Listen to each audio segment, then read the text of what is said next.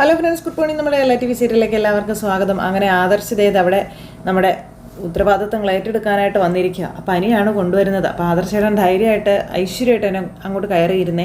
എന്നെ മുത്തശ്ശനും അതുപോലെ അച്ഛനും ഒക്കെ കൂടെ വലിയച്ഛനൊക്കെ കൂടെ ചേർന്നാണ് ഈ ഉത്തരവാദിത്വം എടുത്ത് തലയിൽ വെച്ച് തന്നെ. ഇപ്പോൾ ഏട്ടൻ ഇനിയോ ഇവിടെ തന്നെ ഉറച്ചിരിക്കണമെന്ന് പറഞ്ഞു. അപ്പോൾ എടാ, ഒരിക്കലും ഈ കസേരയിൽ നിന്ന് ഒഴിവായി എനിക്ക് ഒരിക്കലും തിരിച്ചു വന്നിരിക്കാനുള്ള ആഗ്രഹം ഉണ്ടായിരുന്നില്ല. അങ്ങനെ സംഭവിക്കുമെന്നൊന്നും ഞാൻ കരുതിയത് പോലും അല്ല എന്ന് പറയുമ്പോൾ, മുത്തശ്ശനേട്ടനെ മാറ്റിയത് താൽക്കാലികമായിട്ടായിരുന്നല്ലോ, ഒരു പരീക്ഷണമായിരുന്നില്ല ഏട്ടാന്ന് അനി അന്നേരം ചോദിക്കാം കേട്ടോ. അതുകൊണ്ട് ഇനിയിപ്പം അധികാരത്തോടെ ഏട്ടന് സ്വന്തം കസേര തന്നെ ഇരിക്കാമല്ലോ എന്ന് പറയും. എടാ, ഞാൻ നിൻ്റെ കൂടെ തന്നെ കാണുമല്ലോ ഇവിടെ ഒരു ക്യാബിനിൽ, പിന്നെന്താ കുഴപ്പം? നയനയുടെ പ്രസവമൊക്കെ കഴിഞ്ഞാൽ ഞാൻ ഇവിടെ തന്നെ ഉണ്ടാകുമല്ലോ എന്ന് ആദർശ് പറയുക. പിന്നെ നിൻ്റെ അച്ഛനും വലിയച്ഛനും ഒക്കെ ഇല്ലേടാ, അപ്പം നിനക്ക് തന്നെ ഇവിടെ ഇരുന്നാൽ പോരായിരുന്നോ എന്ന് ആദർശ് ചോദിക്കുമ്പം അത്തരം സംസാരം ഒന്നും വേണ്ട, മര്യാദയ്ക്കേട്ടൻ വന്നിരിക്കാൻ നോക്കിക്കേന്നും പറഞ്ഞ് അനി ആദർശിനോട് പറയാം. ഏട്ടനിങ്ങ് വാ എന്ന് പറഞ്ഞ് നിർബന്ധിച്ച് ആദർശനെ കൊണ്ടുവന്ന ആ കസേരയിൽ തന്നെ ഇരുത്തി.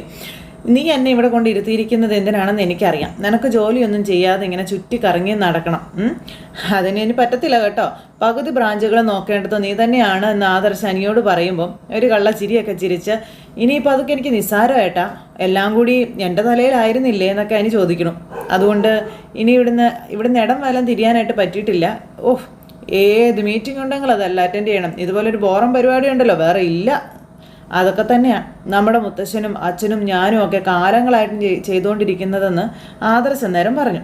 ഇനിയിപ്പോൾ ഞാനില്ലാത്ത മീറ്റിങ്ങുകളൊക്കെ നീ തന്നെ അറ്റൻഡ് ചെയ്യേണ്ടി വരുമെന്നും പറഞ്ഞു. അതിനിപ്പോൾ എന്താണെന്ന് വെച്ചാൽ ഞാൻ ചെയ്തോളാം, എന്നാലും മൊത്തം ഉത്തരവാദിത്വം ഏറ്റെടുക്കാനൊന്നും എനിക്ക് പറ്റത്തില്ല കേട്ടോ എന്നും ആദർശിനോട് അനി പറയുവാണ്. അപ്പോൾ ഏട്ടൻ്റെ ജോലി തുടങ്ങിക്കോ, എനിക്കൊരു ഇത്തിരി തിരക്കുണ്ടെന്നും പറഞ്ഞ് നമ്മുടെ അനി അവിടെ നിന്ന് അങ്ങ് സ്റ്റാൻഡ് വിട്ടു. ആ സമയത്ത് പിന്നെ കാണിക്കുന്ന നവ്യ കേട്ടോ. നവ്യ ഇങ്ങനെ അവിടെ വിഷമിച്ചിരിക്കുന്നു. അപ്പോഴത്തേക്കും ദേ അങ്ങോട്ടേക്ക് അഭി വരുന്നു. നവ്യേ എന്നും പറഞ്ഞു വിളിച്ചേ. അല്ല, നീ എന്താ ആലോചിച്ചിരിക്കണേന്ന് ചോദിക്കുമ്പോഴേക്കും നവ്യ എഴുന്നേറ്റ് എന്നിട്ട്, ഒന്നുമില്ല, അതെ അവന്തികയുടെ എൻഗേജ്മെൻറ്റാണ്, അതിൽ എനിക്ക് ഒട്ടും താല്പര്യമില്ല എന്നും ആ താല്പര്യക്കുറവിൻ്റെ കാരണം എന്താണെന്ന് നിനക്ക് അറിയാമല്ലോ അല്ലേ എന്ന് പറയുമ്പം, നീ കരുതുന്നത് പോലെ നന്ദു അനിയൻ തമ്മിൽ ഇപ്പോൾ വലിയ അടുപ്പമൊന്നും ഇല്ല എന്ന് നവ്യ പറയുമ്പോൾ, ഉണ്ടായാലും ഇല്ലെങ്കിലും ശരി അവന്തികയും അനിയും തമ്മിലുള്ള നിശ്ചയം അത് നടന്നിരിക്കണം. അപ്പം നിശ്ചയം നടന്നതുകൊണ്ട് കാര്യമില്ലല്ലോ എന്ന് നവ്യ പറയാം. അനി അവന്തികയുടെ കഴുത്തിൽ താലി കെട്ടണ്ടേ? അപ്പം നിശ്ചയം നടന്നു കഴിഞ്ഞാൽ പിന്നെ അവൻ അവളെ വേണ്ട എന്ന് വെക്കാൻ പറ്റില്ല എന്ന് പറയും. എന്തായാലും എൻ്റെ അനിയത്തി ഇങ്ങോട്ട് വരുന്നതിനോട് എനിക്കൊരു താല്പര്യമില്ല എന്നും, അതുകൊണ്ട് ഞാൻ ഈ ബന്ധത്തിന് എതിരൊന്നുമല്ല, പക്ഷേ നിൻ്റെ അനിയത്തിക്ക് നമ്മളാരും ഇഷ്ടമല്ലല്ലോ എന്ന് പറഞ്ഞു നവ്യ. ദേ നോക്ക്, അവൾ നമ്മുടെ എതിർപക്ഷത്താണല്ലോ നിൽക്കുന്നതെന്ന് പറഞ്ഞപ്പം, എങ്കിലും അവളെൻ്റെ പെങ്ങളല്ലേ, നിൻ്റെ നാത്തൂനല്ലേ എന്ന് അഭി ചോദിക്കുമ്പം, അങ്ങനെ ഒരു സ്നേഹമൊന്നും എന്നോട് അവൾക്കില്ല, അപ്പം നീ അതൊന്നും നോക്കണ്ട, അനി അവന്തികയും ഒന്നിക്കണം, എനിക്ക് അത്രേ ഉള്ളൂ എന്നും പറഞ്ഞുകൊണ്ട് അഭി ഇങ്ങനെ നവ്യയോട് പറയുക. അതും പറഞ്ഞ് അഭി അകത്തേക്ക് കയറിപ്പോയി. ഈ സമയത്ത് നവ്യ ഇങ്ങനെ ചിന്തിച്ച് നിൽക്കുക കേട്ടോ.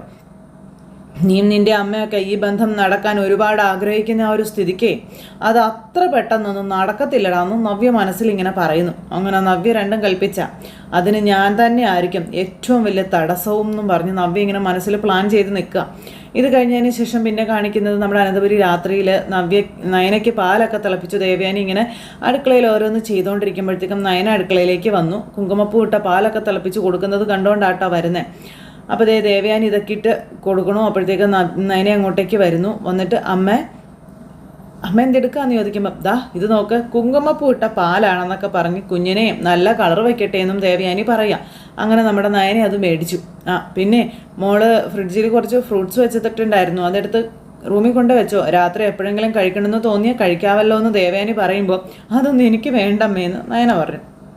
ഇനിയിപ്പം അർജൻറ്റീനയുടെയും ബ്രസീലിൻ്റെയൊക്കെ കളി നടക്കുമ്പോൾ ഇവിടെ ആർക്കും ഉറക്കം കാണത്തില്ല എന്നും, എന്ന് വെച്ചാൽ 11 മണിയൊക്കെ കഴിഞ്ഞിട്ടല്ലേ മാച്ച് നടക്കുന്നതെന്നും ദേവയാനി പറയുക. പിന്നെ അത് തീരുന്നത് വരെ ആദർശവും മുത്തശ്ശനും ഒക്കെ TV മുന്നിൽ തന്നെ ആയിരിക്കുമെന്നും പറഞ്ഞു. അത് കേട്ടപ്പോൾ മൊബൈലിലെ കളിയൊക്കെ കാണാമല്ലോ, പിന്നെന്താ അമ്മേ, അങ്ങനെ കണ്ടാലേ അവർക്ക് ആർക്കും ഒരു തൃപ്തി ഉണ്ടാവത്തില്ലെന്നേ, ബിഗ് സ്ക്രീനിൽ തന്നെ അവർക്കൊക്കെ കാണണം. പിന്നെ ഫൈനലാകുമ്പോഴേ ഞങ്ങളെല്ലാവരും കൂടെ ഇരുന്ന് കാണും, അന്ന് പിന്നെ ഇവിടെ ഒരു ഉത്സവം തന്നെയാണെന്നൊക്കെയാണ് ദേവയാനി പറയുന്നത്. ഈ വീട്ടിലുള്ളവർക്ക് ഇത്രയും വലിയ ഫുട്ബോൾ പ്രാന്തമുണ്ടെന്നേ ഇതുവരെ ആദർശേട്ടൻ എന്നോട് പറഞ്ഞിട്ടില്ല കേട്ടോ എന്ന് പറഞ്ഞപ്പം, ഇത്തവണ മോൾക്കത് നേരിട്ട് മനസ്സിലാകുമെന്ന് ദേവയാനി. അർജൻറ്റീന ഫാൻസ് ആണല്ലോ ആദർശും അവൻ്റെ മുത്തശ്ശനും ഒക്കെ. പിന്നെ കഴിഞ്ഞ തവണ അർജൻറ്റീന ജയിച്ചപ്പോഴേ മൂർത്തീസ് ജ്വല്ലറിയിലെ സ്റ്റാഫിനൊക്കെ ആദർശ് സമ്മാനമൊക്കെ കൊടുത്തായിരുന്നു എന്നും, അപ്പോൾ മോളും ഏതെങ്കിലും ഒരു ടീമിനൊപ്പം കൂടിക്കോളാൻ പറഞ്ഞു. അന്നേരം അയ്യോ ഞാനില്ലേ എന്നും പറഞ്ഞുകൊണ്ട് നമ്മുടെ നയൻ ആ പാലുമായിട്ട് അവിടെ നിന്ന് പോയി. ദേവയാനി അടുക്കളയിൽ നിൽക്കുന്നു. ഇത് കഴിഞ്ഞ് ആദർശ് മുറിയിൽ ചെന്നു. ആദർശ മുറിയിൽ നയന മുറിയിലേക്ക് ചെന്നു. ആദർശ മുറിയിലുണ്ടായിരുന്നു.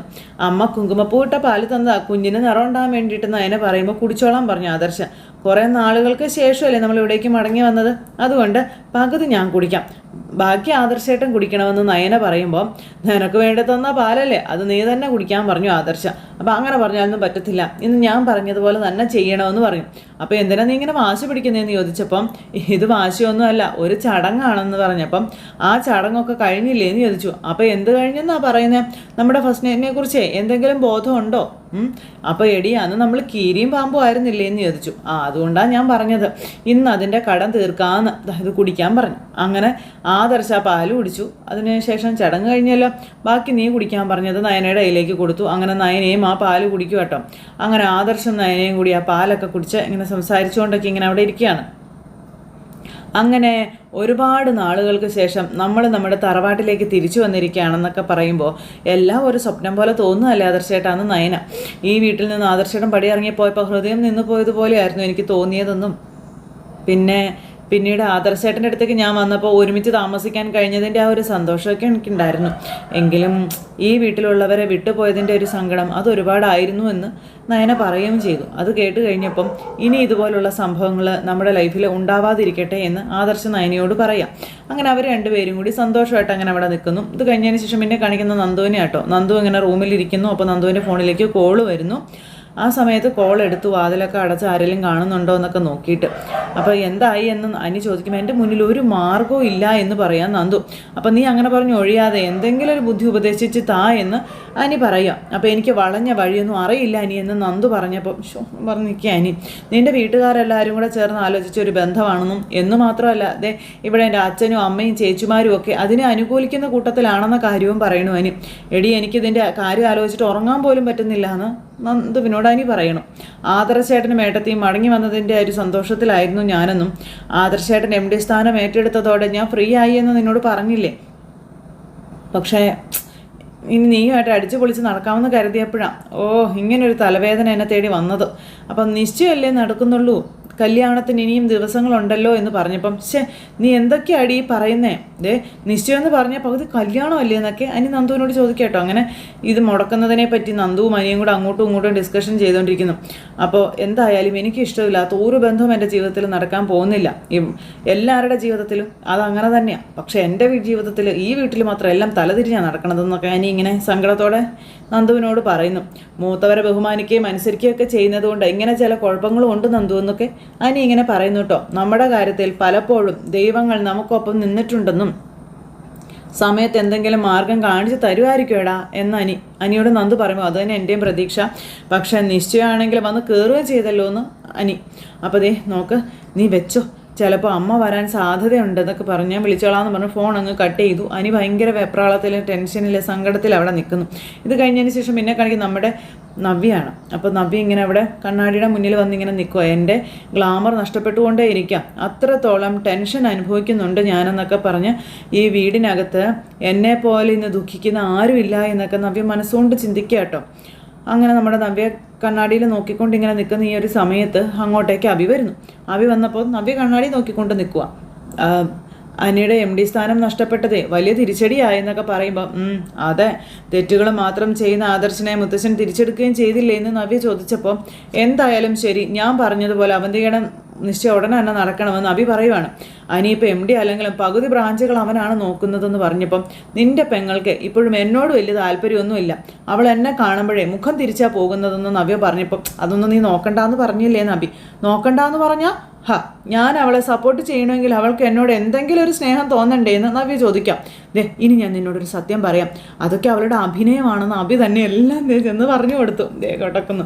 അവളിപ്പോൾ എന്നോടും അമ്മയോടും വലിയ താല്പര്യം കാണിക്കാത്തത് കൊണ്ടാണ് ഈ വീട്ടിലുള്ളവർക്കെല്ലാം അവളോട് ഇത്രയ്ക്ക് ഇഷ്ടം എന്ന് അഭി പറയുകയും ചെയ്തു. അവളെ ബുദ്ധിയുള്ള പെണ്ണാണ് നബി എന്ന് പറഞ്ഞപ്പം നീ ചുമ്മാ അവളെ ന്യായീകരിക്കാനൊന്നും നോക്കണ്ട കേട്ടോ എന്ന് പറയുമ്പം അയ്യോ അല്ലെന്നേ, പറയാനാണെങ്കിൽ ഒരുപാട് പറയാനുണ്ട്, പക്ഷെ ഇപ്പം അതൊന്നും പറഞ്ഞ് ശരിയാവില്ല എന്ന് അഭി.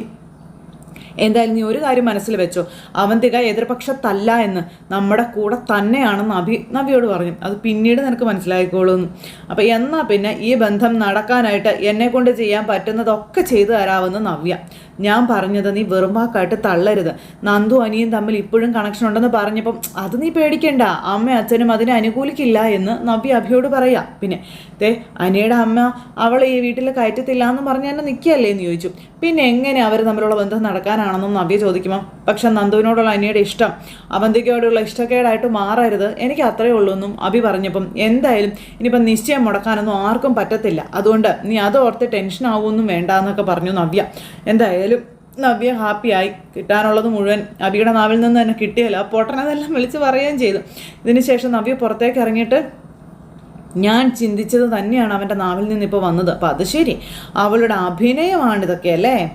സാരമില്ല, ഞാനീ നിശ്ചയം കലക്കി കൊടുക്കാം, കാണിച്ച് തരാവടി എന്നും പറഞ്ഞുകൊണ്ട് നമ്മുടെ നവ്യ ഇങ്ങനെ അവിടെ നിന്ന് ഫോൺ എടുത്ത് കൂട്ടുകാരിക്ക് സെക്കൻഡുകൾ കൊണ്ടുവച്ച് മെസ്സേജും ഇട്ടു. അനിയെപ്പോലെ നല്ലൊരു പയ്യൻ്റെ ജീവിതം ഇല്ലാണ്ടാക്കാൻ പാടില്ല എന്നും അതിന് വേണ്ടുന്നത് ചെയ്യണമെന്നും നമ്മുടെ നവ്യ ഇങ്ങനെ അവിടെ നിന്ന് പറയുക. അതിനുശേഷം പിന്നെ കാണിക്കുന്നത് നമ്മുടെ വേണുചേട്ടനാണ്. വേണുചേട്ടൻ അവിടെ ഇന്ന് ആപ്പിളൊക്കെ മുറിച്ച് കഴിച്ചുകൊണ്ടിരിക്കുക.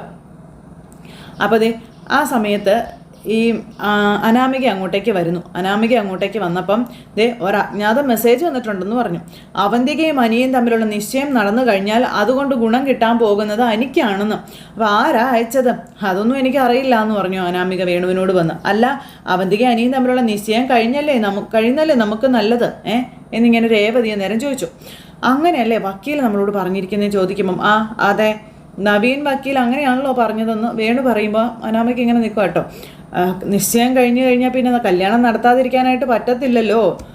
പിന്നെ അതിനിടയ്ക്ക് എന്തെങ്കിലും കാര്യമായ നഷ്ടപരിഹാരം അനന്തമൂർത്തി തരുമെന്നാണ് നവീൻ വക്കീൽ പറയുന്നതെന്ന് പറയുമ്പം, അയാളെ പൂർണ്ണമായിട്ട് വിശ്വസിക്കണോ അച്ഛാ? അയാൾ അനിയുടെയും അനന്തപുരിക്കാരുടെയും ആളല്ലേ എന്ന് ചോദിച്ച് അനാമികയോട്. അതെ, കോടതിയിൽ നമ്മുടെ മോളെ പൊളിച്ചടിക്കത് നവീൻ തന്നെയല്ലേ എന്ന് ചോദിച്ചു. അത് ശരിയാണ്, പക്ഷേ ഇപ്പം ആരായിരിക്കും ഇങ്ങനെ ഒരു മെസ്സേജ് അയച്ചത് എന്ന് വേണു ചോദിച്ചപ്പം അതും എനിക്കും മനസ്സിലാവാത്തത്. ഈ നവീൻ വക്കീലിനും നന്ദുവിനോട് വല്ല താല്പര്യമാണെന്നല്ലേ ഈ ഇടയ്ക്ക് നീ പറഞ്ഞത്? അപ്പോൾ അത് വെറും പറച്ചിൽ മാത്രമല്ല, അയാൾക്ക് അങ്ങനെ ഒരു താല്പര്യം ഉണ്ട്. അല്ല, അതുകൊണ്ടാണോ അനി അവന്തികയും തമ്മിലുള്ള നിശ്ചയത്തെ അയാൾ പ്രോത്സാഹിപ്പിക്കുന്നതെന്ന് രേവതി ചോദിക്കുമ്പം, അങ്ങനെ വരാനും വഴിയുണ്ടെന്ന് പറഞ്ഞു. അപ്പോൾ അതിനുള്ള സാധ്യതയൊക്കെ ഉണ്ടച്ചാന്ന്. അവന്തികയും അനിയും തമ്മിൽ ഒന്നിച്ച് കഴിഞ്ഞാൽ അയാളുടെ റൂട്ട് അത് ക്ലിയർ ആയില്ലേ എന്ന് അനാമിക ചോദിക്കുക. എന്തായാലും ഇങ്ങനൊരു മെസ്സേജ് വന്ന സ്ഥിതിക്ക് നമുക്ക് കാര്യങ്ങൾ ഒന്നുകൂടി പുനഃപരിശോധിക്കണമെന്ന് വേണു.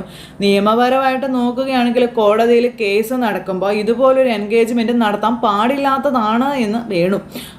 സാരമില്ല, നാളെ ഞാൻ ഒന്നുകൂടി നവീൻ വക്കീലിൽ നിന്ന് കാണാമെന്ന് പറഞ്ഞപ്പോൾ, അല്ല എനിക്കിഷ്ടം നന്ദുവിനോടാണല്ലോ, എന്നിട്ട് അവനെന്തിനാ അവന്തികയെ വിവാഹം കഴിക്കാൻ പോകുന്നതെന്ന് എനിക്ക് മനസ്സിലാകാത്തതെന്ന് പറഞ്ഞപ്പോൾ, മോളെ അവൾ ആ വീട്ടിലെ കൊച്ചല്ലേ, അവൻ്റെ മുറപ്പെണ്ണല്ലേ, വീട്ടുകാരെല്ലാവരും കൂടെ നിർബന്ധിച്ച് കാണും കേട്ടാൻ പറഞ്ഞു, അതായിരിക്കും. അതൊന്നും നമ്മുടെ വിഷയമല്ല, നമുക്കത് നോക്കേണ്ട കാര്യവും ഇല്ല. നമുക്ക് 10 പൈസ കിട്ടാനുള്ള മാർഗം എന്തായിരുന്നാലും അതിൻ്റെ പുറകെയാണ് നമ്മൾ പോവേണ്ടത്.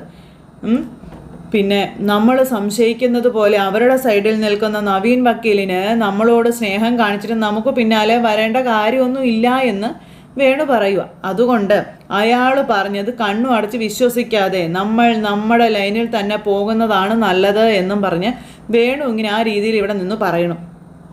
അതേസമയം രാവിലെ എഴുന്നേറ്റ് നമ്മുടെ നയന കോലം വരയ്ക്കോ നാളുകൾക്ക് ശേഷം മുത്തശ്ശൻ മുകളിൽ നിന്നത് കണ്ടുകൊണ്ടിരിക്കുന്നപ്പോൾ മുത്തശ്ശി അങ്ങോട്ടേക്ക് വന്നപ്പോൾ കണ്ട് നോക്കെന്ന് പറഞ്ഞു. അപ്പോൾ നോക്കുമ്പോൾ കോലം വരയ്ക്കുന്നു. ആഹാ എന്നും പറഞ്ഞുകൊണ്ട് നമ്മുടെ മുത്തശ്ശിയും സന്തോഷത്തോടെ ഇങ്ങനെ നിൽക്കുക കേട്ടോ. അങ്ങനെ നയന കോലമൊക്കെ വരച്ചു. മോളിങ്ങനെയൊക്കെ ഇരുന്ന് ചെയ്യാൻ പാടുണ്ടോ? ഈ സമയത്ത് എഴുന്നേറ്റൊക്കെ കുളിച്ചാൽ പനി വരത്തില്ലേ എന്ന് മുത്തശ്ശി.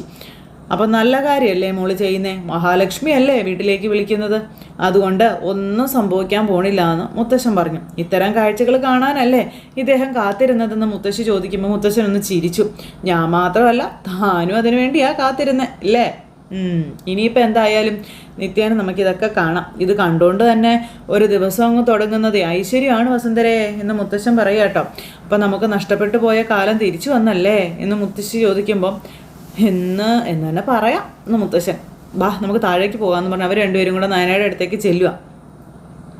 ആ സമയം ദേവയാനി നയനയുടെ അടുത്തേക്ക് വന്നു. നല്ല മഴയുള്ള സമയമല്ലേ, അങ്ങനെയുള്ളപ്പോൾ ഇത്രയും നേരത്തെ എഴുന്നേറ്റ് കോലമൊക്കെ വരയ്ക്കണം മോളെ എന്ന് ദേവയാനി ചോദിച്ചു കേട്ടോ. അന്നേരം കുറേ നാളായില്ലേ അമ്മേ ഞാൻ ഇതൊക്കെ ചെയ്തിട്ടെന്ന് നയന ചോദിക്കുക.